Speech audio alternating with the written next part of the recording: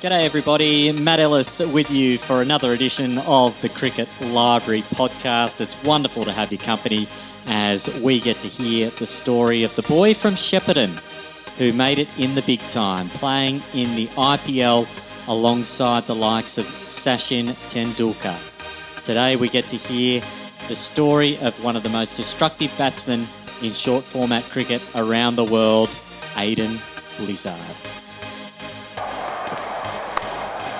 Oh, that's a carved away, just short of the rope, I think. He's so strong there.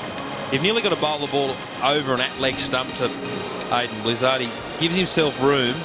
His bat speed's enormous. He's carved that away. He's okay. Down the wicket, Blizzard takes on mid-on and wins. And it's a very warm welcome to the Cricket Library podcast to Aiden Blizzard. Thanks so much for joining us. Thanks for having me. Look forward to talking a bit of smack about cricket. Yeah, good time to be talking as well. Lockdown mode for a lot of people. How you been coping with that? Let's say it's been interesting. Look, it could be a lot worse for me based on everyone else and their experiences around the world. But got a 3.5-year-old son, and we live in an apartment in Melbourne. So we've had our ups and downs as everyone else has had. But, look, obviously weather's been great, but hopefully these restrictions will stay lifted for now and we can continue to get outside. I imagine there's some countries doing it really tough with weather and lockdown. So, all things considered, we're going pretty well.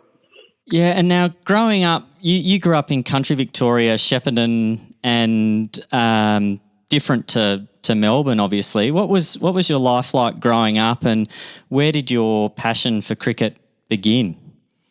Yeah, you're right. I did grow up in Shepparton.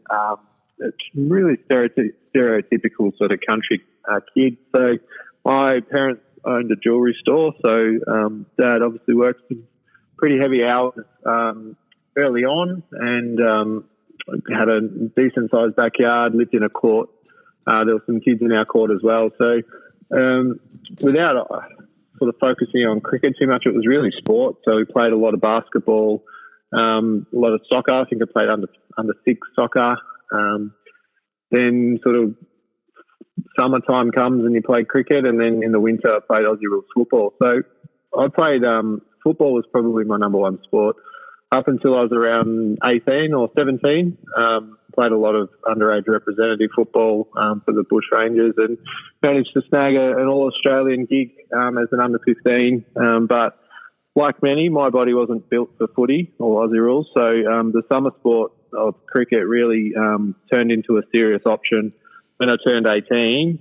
But I've represented Victoria in the under 12s primary school cricket team, and then the next time I represented Victoria was second 11 when Shane Warne made his comeback game from taking a diuretic, and obviously he was banned. So there was a bit of light between representative cricket at that level for me growing up. But one of the things I loved about cricket was you were there all day, and growing up in the country, you got to spend a lot of time with adults.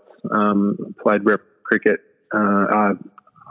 senior A-grade cricket when I was 14. So from 14 through to 18 when I moved to Melbourne to play, I was really playing with adults, and I really enjoyed the interactions that were on a completely different level compared to what you were doing when you were junior. But that really kept me in the game and really kept me sort of striving for more as any athlete likes. So I was very much an achievement-based mentality. So that was one of the stimulating factors and one of the things that really kept me interested in cracking on with the development when I was based in Shepparton. And did you find, we spoke with Michael Klinger recently on the podcast, and he made his entry into senior cricket as a 15-year-old. Did you find that really helped you to refine your game, having to test your skills against grown men? Yeah, absolutely. Grown men don't take too much shit from any younger guys, and they also look. Everyone's competitive that plays at that level of cricket, no matter where you are, whether it's country, whether it's extremely rural like a village in in the UK, or if you're here playing in Melbourne or across the capital cities, there's a level of competitiveness that and respect that really drives you as a younger kid. I feel like it was a great leveler for me. I did learn a lot more about the game really quickly just through watching people that really had limited skill sets, and they were getting the best out of what they had. And also, it really humanises you as a young kid. Often, if you are quite talented, you do play against people your own age, and doesn't necessarily give you the grounding or the reality check of where you are. A lot of young kids develop early and plateau, and then others obviously are late developers, which we see across a lot of different sports, that the bigger kids sometimes excel as juniors and don't necessarily develop the resilience or the techniques to continue to grow. So I wouldn't trade the opportunity that I was presented when I was 14 to play senior level A-grade cricket. And it's definitely something I look back on. And I'm very thankful that sort of my parents allowed it to happen. Obviously, there's playing against grown men. The dangers are obviously increased as a younger kid. But, I learned a lot from it, and I wouldn't trade it for the world. And I'd be interested to know your career. We know you best for your power hitting in the shorter formats of the game. You did play also 20-plus first-class games. Early on, did you see yourself as someone who could score quickly? Have you always been someone who's looked to score quickly, or is that something that evolved as you got older and developed into the short format player that we know you as? Yeah, absolutely. It's a good question. So I've always scored quickly by nature. So my game was always built on instincts, and growing up in the country, the wickets are a lot slower than and drier than what you get in the city. So for me, it was, if the ball's in the slot, I'm going to hit it and react. It got me into a lot of trouble at times, but it also helped me develop that power hitting game that you refer to and what people sort of recognise me for. One of the interesting or the most challenging parts was the transition into metropolitan or city cricket against those quicker bowlers. It sort of, my development was fast-tracked through Greg Shipperd when I got into the Victorian team, and it was really around simplifying my game. So trying to keep that instinct and the power hitting where needed or where required. But one of the things that gets a lot of people into trouble is particularly, like, you look at Glenn Maxwell, if he hasn't been able to refine it, which luckily he has, that talented people with who can play all the shots really struggle to get their game together and organised so they can hit those big innings or be there at the end of the 50 over or end of a T20 game to take the team across the line. So my game refined, and I'm a little disappointed upon reflection that I didn't play more red ball cricket or first class cricket. I really enjoyed that a lot, and it was a real tester. But obviously, as my career progressed, the white ball opportunities were where it was at, and even to this day, I probably didn't master my own strategy to maximise my time at the crease. But look, I was a role player for most of my career. Picked number 10 or 11. Never the first pick, which is something I I'm really thankful for, having transitioned out of cricket. But that was sort of where I always played a role. So that's where that power hitting continued to be exploited by teams I played in. And I'm really thankful for that opportunity as well. And we all got to see it pretty quick smart in your T20 debut, Adelaide Oval. 89 off 38 balls. Brad Hodge also teed off that day as well. I think he got 70 odd off about 50 balls as well. As a debutant coming in and getting that first up success, can you just talk us through your feelings going into the game and what it was like to execute your skills the way you did in front of the group that you were entering into for the first time? Yeah, absolutely. It was New Year's Day, so it was one of those times where I believe from memory we actually flew in the morning of the game. So I didn't have too much time to get nervous, but one of the great things about that Victorian team that I played with was they had a hell of a lot of international cricketers in it. So you look through that list. There was Brad Hodge, Cam White, Dave Hussey, Andrew McDonald, Michael Klinger played as well. Adam Crosswaite didn't quite make it, but he was an extremely talented player. Then it was Shane Harwood, Bryce McGain, Mick Lewis, Dirk Nannes played as well. So the list was quite strong, and that was one of the benefits that I had, was to go out there with very little pressure, knowing that there was some pretty talented guys to come behind. But to get out there, I was super excited. I think John Moss opened. I was coming in at 3, and it was a bit surreal. Ryan Harris bowled, and he hit me in the arm early on, and then I thought, all right, here we go. I'll just throw the bat and see how it goes. And it was one of those times where we've all had innings where everything sort of clicks, and that was one of those moments. Sometimes we have net sessions that where everything clicks and you feel really good. But I was really lucky. This one at this time clicked on my debut game, and it happened to be broadcast by Fox Sports, and hit a couple of balls out of the Adelaide Oval, which was really cool. So it was a great experience, but I feel like I didn't get many runs in the next game, and Cloud 9 was quickly deflated, and I was back to the drawing board and back to getting bounces bowled by Mickey Lewis and Shane Harwood in the net. Yeah, and the cricket is that roller coaster. How do you deal with the fact that in the 2020 game, people see that 89 off 38, and you said in that first game there was kind of not that much pressure because there were all those other high-quality players in the group. As you started to develop a reputation for being the man to do that sort of thing, to hit balls out of the ground, how did you adjust your mindset to help you to not carry that expectation with you when you went out to bat?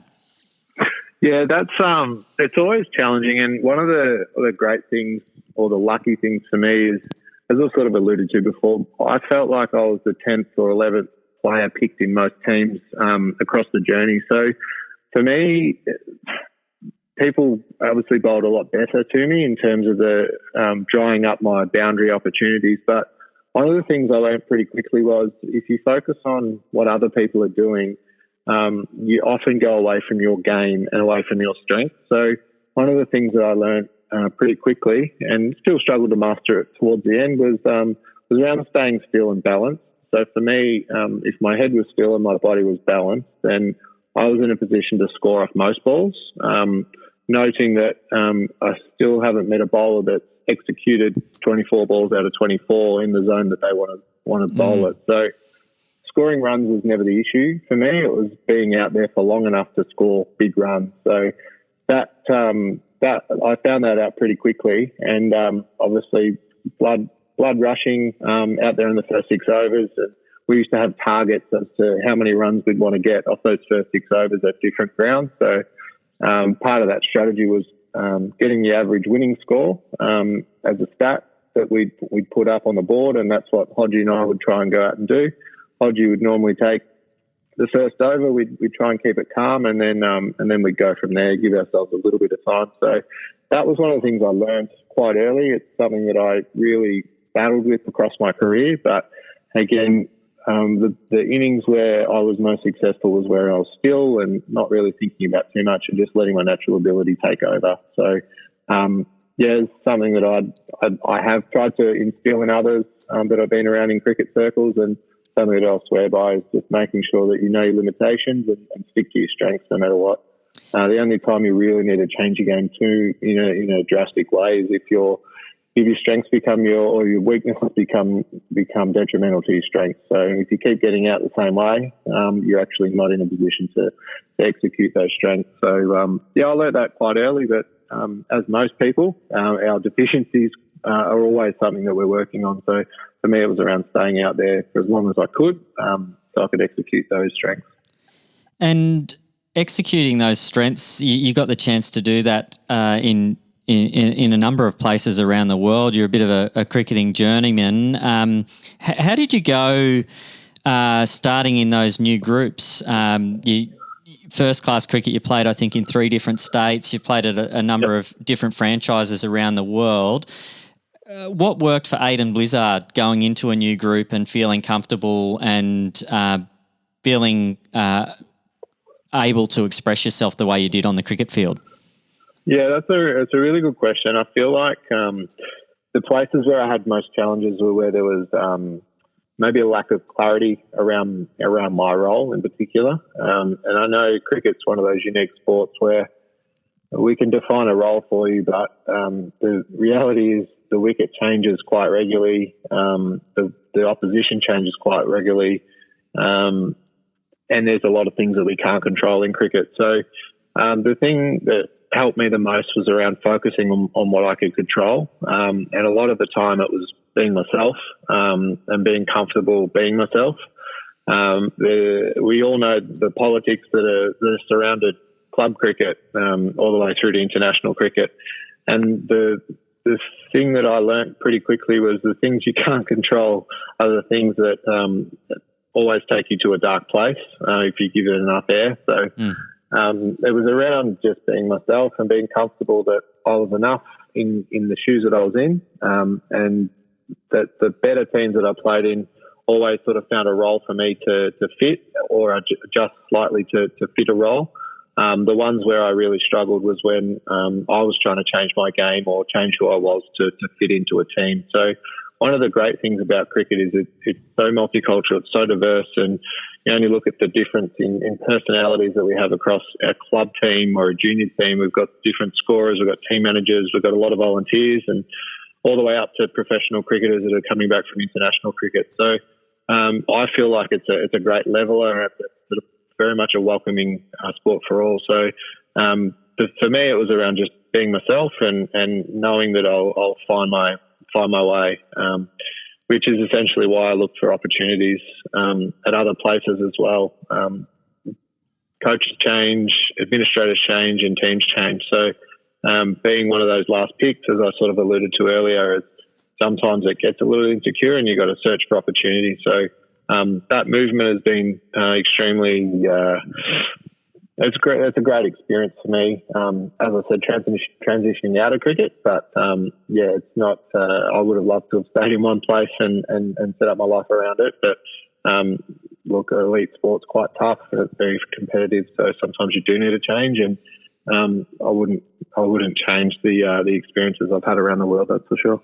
And having the opportunity to play IPL, just from afar looking at it, it's a real showpiece tournament, and you get the chance to play at the Mumbai Indians with Sachin Tendulkar. What was the little youngster from Shepparton who had made his way to the big stage thinking about that? Were you overawed? Were you just loving every minute of it? What was it like playing with Sachin? Yeah, look, it was a truly unique experience, and one that I really struggle to describe, to be honest. It was essentially playing, like touring as an international cricket team. As you sort of said, I can walk down the streets in Shepparton, and a lot of people, well, most people don't know who I am, but in Mumbai in particular, we were escorted around by police officers and plainclothes police officers, and we had commando units in front of the bus, and everything sort of shut down and locked down, and it's a really surreal experience. But when you're in the moment, I guess you're just trying to make an impact and get yourself an opportunity to get out there and play. But when you reflect on it, it's something that I never would have dreamt of as a kid, and it's something I was just sort of saw an opportunity and went with the flow, and I was very lucky to play 4 seasons there. I think in those seasons, our team won 2 IPLs and a Champions League. So I got to play the Champions League game, but not the IPL Champions game. So it was such a unique experience. Sachin is such a lovely person. Much like a lot of elite level sports people, his focus is quite unique. Having just watched the Michael Jordan documentary, he's nowhere near as competitive as Michael Jordan is, and he's done quite the opposite in terms of being a man of the people. But you see the focus when they get into training, and it's just a switch that they flick, and you can't get between him and a bowler. He'll just keep hitting for hours and hours and hours on end. So We often struggle as cricketers to turn up on a Tuesday and a Thursday 8-minute net session where this guy turns up and he makes the most of an hour or 2 hours on the daily. We might get off a flight, go straight to training, and he's doing the same thing every time. So I guess that experience to the uber elite mindset is just something so unique that you just don't get an opportunity to come up against or come across in everyday life, or even just playing state cricket in Australia. So it's unbelievable to watch him from afar and to be in the thick of that.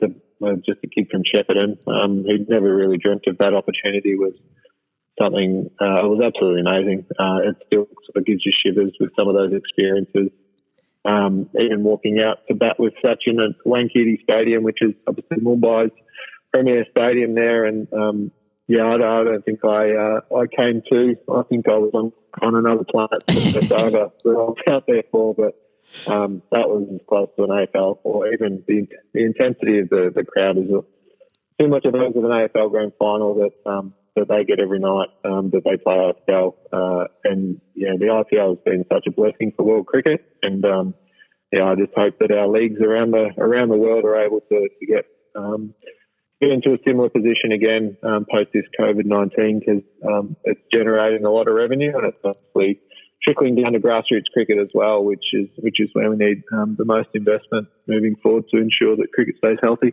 Absolutely. And you mentioned a couple of IPL titles. I think when I first met you, that was the first thing I noticed. You were wearing an IPL Champions watch. You're still keeping the IPL watch. Is it still getting a run?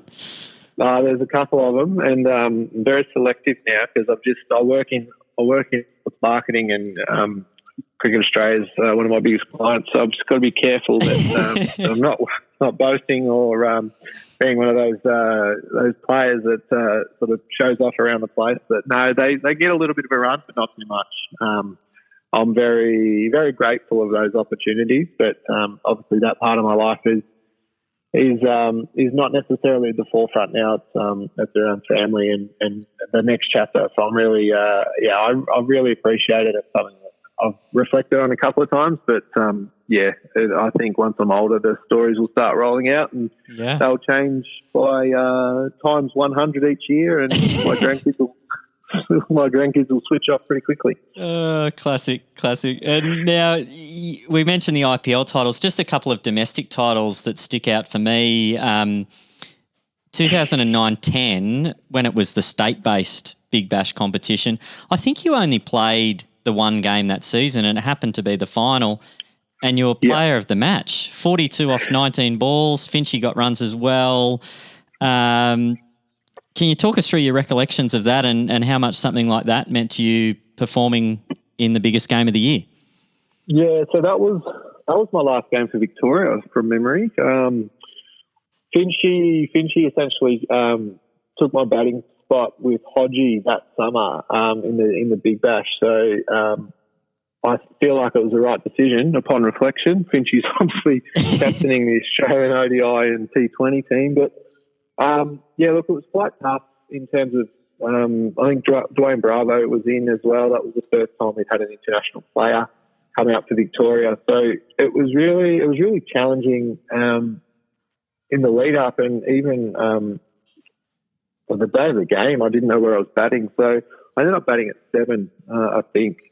And in true final spirit, I turned up and there was a bit of a job to be done. I think we were staring down the barrel of maybe a 110 sort of score, which we know in finals is that's a tricky score, but I think we got it to 140 odd in the end. But it was one of those times again where there was just I was in a good headspace. Once I got out there, I stayed still and just sort of let go of anything that I was thinking of before it. And it was one of those innings that came off again. It happened to be the Adelaide Oval, similar to the debut, but that gave me an opportunity to be picked up by South Australia the following year. That was the third title that I'd won with Victoria, which I was very lucky to be a part of 3 of the 4 that they won back in the old Big Bash. And it was one of those times where I just had to get out there and get a job done. And I think from memory, Shippy asked me why I didn't. I think we ran John Hastings out in that over, and Shippy said, "Why did you change ends on the strike?" And I was like, "I was trying to get extra runs, Mr. Shippard." Yeah, essentially, we got at the end. We got the total in the end, but I think like anyone, that last over we probably kept the form better on strike. But I was a bit selfless, where I should have been selfish. But yeah, it was a great win. It was a great opportunity. To have us highlighted again as a T20 player, and those things sort of, there's a line ball call, particularly in IPL, and it was great to have those experiences behind me to get it over the line. Yeah, and then the following year at South Australia, you win again. So you're kind of like the Midas touch there. You leave Victoria, go to South Australia, they win, and then another game. And I must confess to our listeners here that I'm very much a Sydney Thunder man. BBL 05. Can you talk us through BBL 05 and beating the Stars in the final, but the road to get there and just that whole season for the Thunder, the WBBL girls won the inaugural WBBL competition, and then the Thunder winning the BBL after, fair to say, a few lean seasons there for the Thunder on the whole. What was it like to be a part of that group? Yeah, it was one of those experiences that you could write a Disney movie about. Nick Cummins took over as a GM. I think Mike Hussey was there prior to me arriving. That season we had Paddy Upton come in, and for those who don't know Paddy's quite of a left and centre thinker in terms of cricket and life. Really, I think he's got a master's in behavioural psychology or something along those lines. So Paddy's quite out of the box. So one of the things that we really focused on was the process and the journey. And what we were really lucky with was we had Shane Watson, we had Jacques Callis in there as well. Mike Hussey was obviously playing, and Usman Khawaja was in the form of his life. So the journey was, I think we won four or five games in a row, and we lost 3 in a row, and then scraped through. I think the Renegades won, or the Renegades might have lost in the final group game for us to qualify for the finals. We went to South Australia to play against the Strikers, and Aussie got 100 in the semi-final. Yeah. And then I came back into the team for the final. Got some runs down the bottom of the innings, but that turnaround for the whole organisation was quite significant, and something that was a real privilege to be a part of. I think the strategy that Nick instilled into that group was around community, and it was around the fans, which from a GM, a lot of GMs do care about the community and getting out there and humanising their players, but Nick was really passionate about that, and I feel like that was the start of the Thunder. We were always out there signing autographs post-game. There was a lot of super fan days or super clinics that we went out there, and everyone was there getting amongst the fans, and it really carried on through to the strategy of it's okay, control what you can control.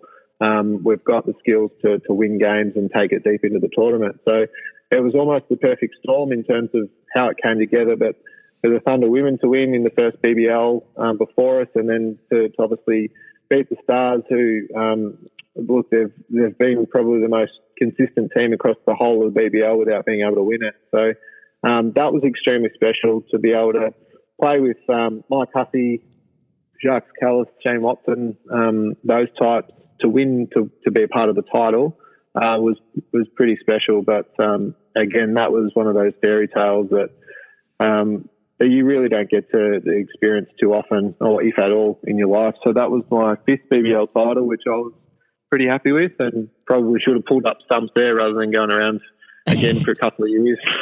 But that experience at the MCG again was something I'll never forget.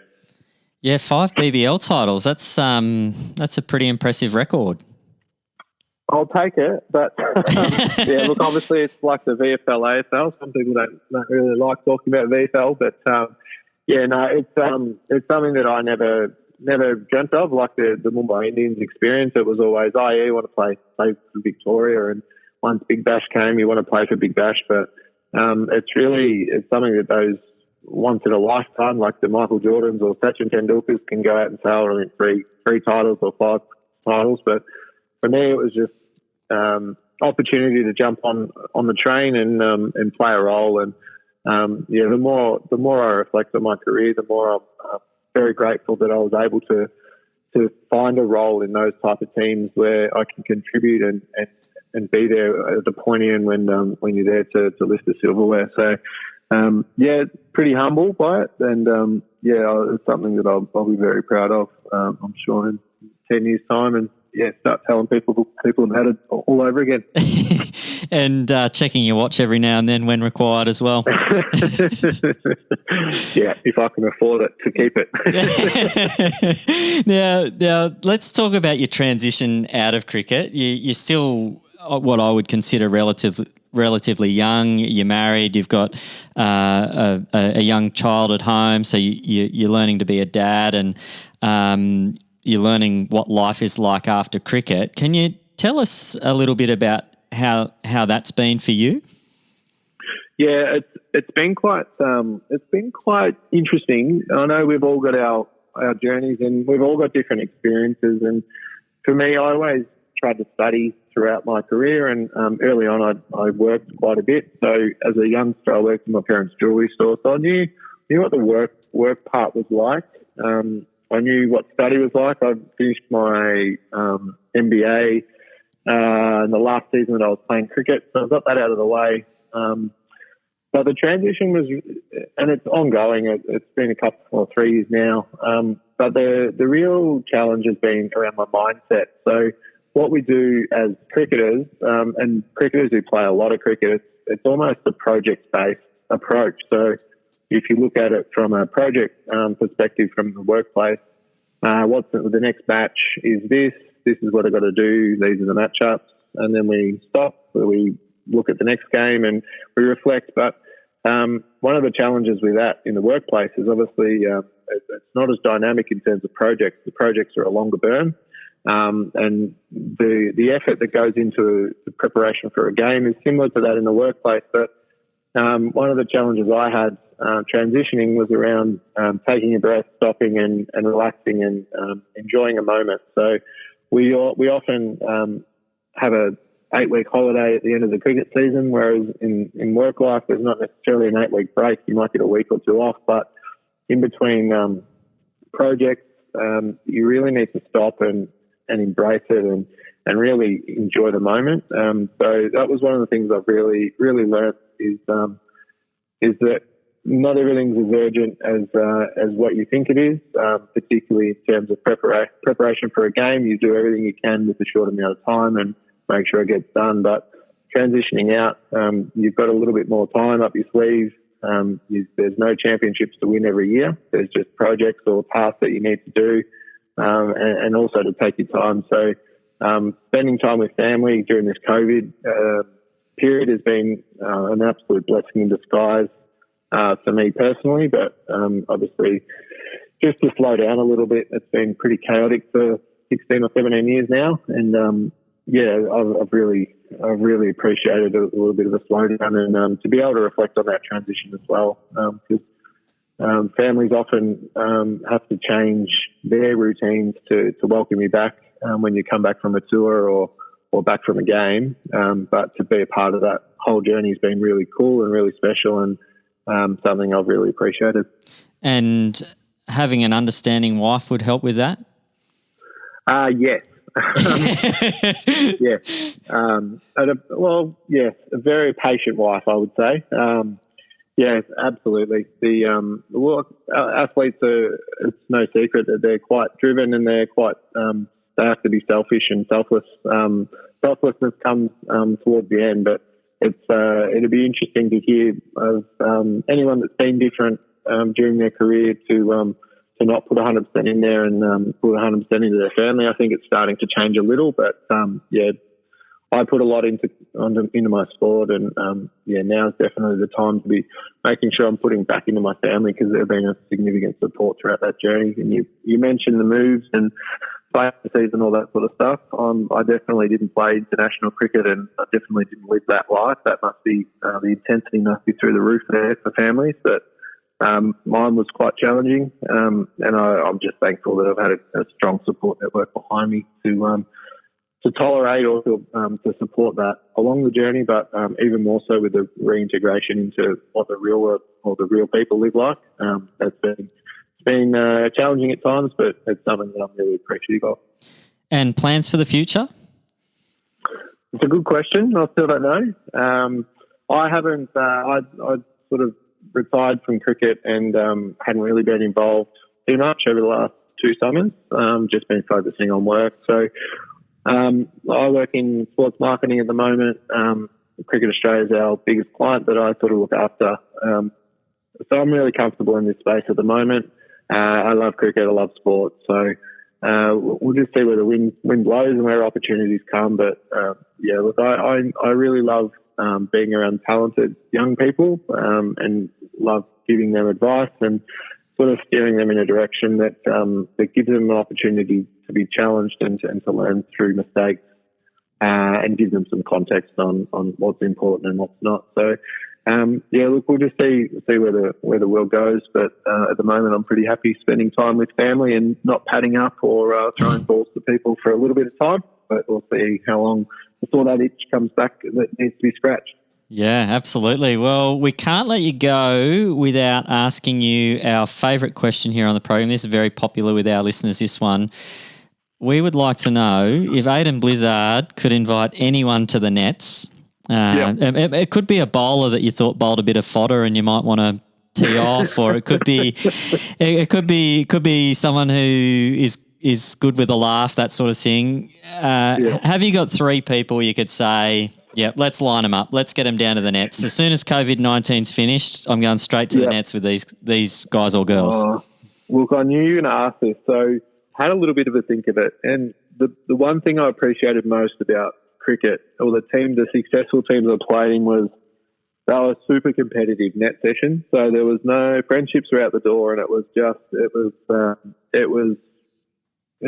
kill or be killed essentially. So I've picked 3 that are the most competitive guys that I've come up against, and then I've got a 4th that I just love him. So I'm gonna roll him out. So Clint Mackay is my number 1. Yeah.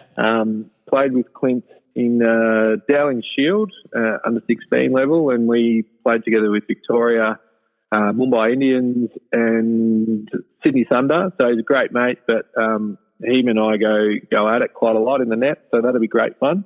Rashid Khan, because I can't pick him, and I feel like that'll be a great challenge. Kieran Pollard is the other one, who is the most competitive guy you'll come across. So he likes to bowl slow balls, long balls, bowl from wide on the crease. He'll bowl from the other side without telling you. He'll do, you name it, he'll do it. So those are the 3. And also love bowling to Clinton and Kieran. So my left arm junk off spin has got them out quite a few times. So I really do appreciate that from a competitive point of view. I was going to ask you just quickly on the bowling. Michael Klinger confessed that he was the worst bowler in the history of first-class cricket. I can confirm that. Yeah, I can confirm that. But I'd just like to compare his stats with yours. You only got 1 over in first-class cricket, none for 6, and 1 over in T20 cricket. And I might be reading 10, I think it was. Yeah, no, it was none to 10. So that was in Bangladesh, actually. Their theory was that the international, you can bowl 6 balls before people realise you're no good. So I bowled 6 balls. 2 of them are half trackers and went for 4. So that theory was sound until it was executed. Yeah.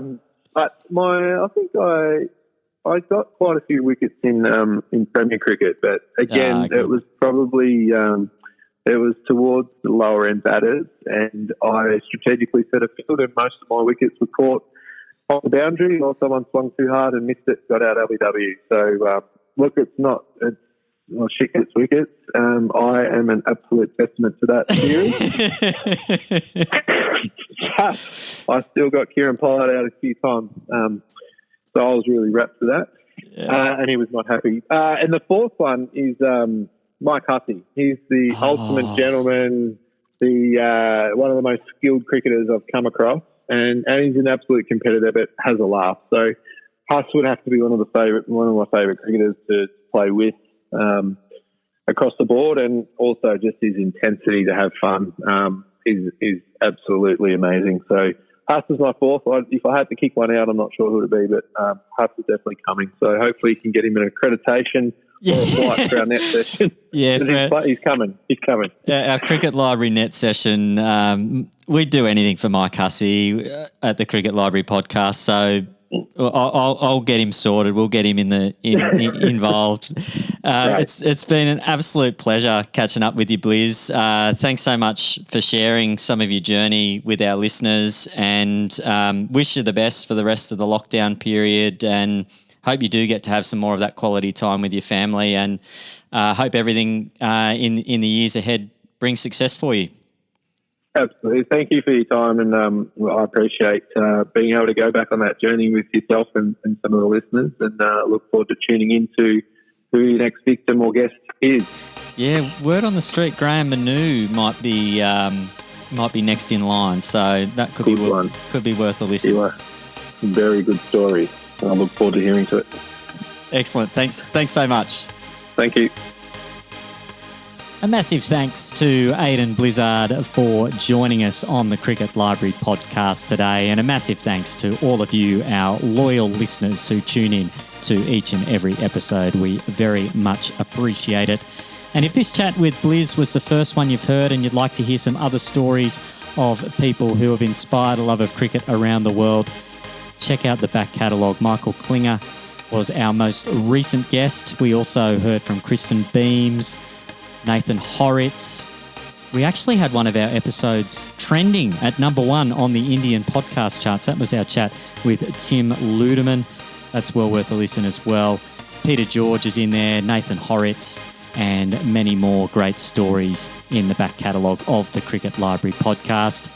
Well, it's time for me to bid you all farewell. It's been a pleasure having your company as always. This has been Matt Ellis for the Cricket Library podcast. Bye for now.